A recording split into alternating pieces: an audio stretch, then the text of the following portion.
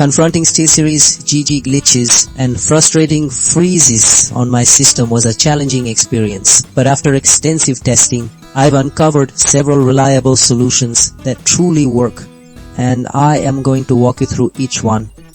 First, let's talk about updating drivers and software. Outdated drivers often contain bugs or lack critical compatibility with newer operating system versions or hardware configurations, leading directly to instability. Updating ensures all your system components communicate efficiently and are properly optimized for current system states, preventing the conflicts that are a common cause of freezes or glitches within Steelseries GG. Moving on to resetting Steelseries GG. This method addresses the issue where software accumulates corrupt cache files or configuration errors over time. A clean reinstall removes these problematic files entirely, effectively giving the application a fresh start.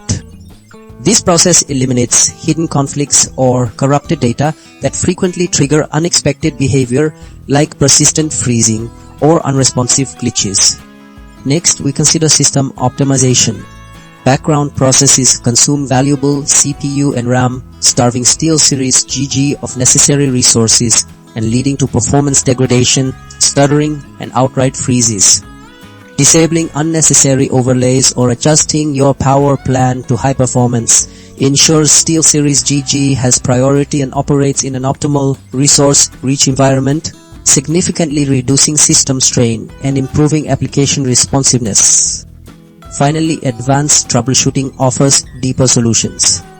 Running Steelseries GG as an administrator grants the software necessary permissions, bypassing potential access restrictions that could otherwise cause errors.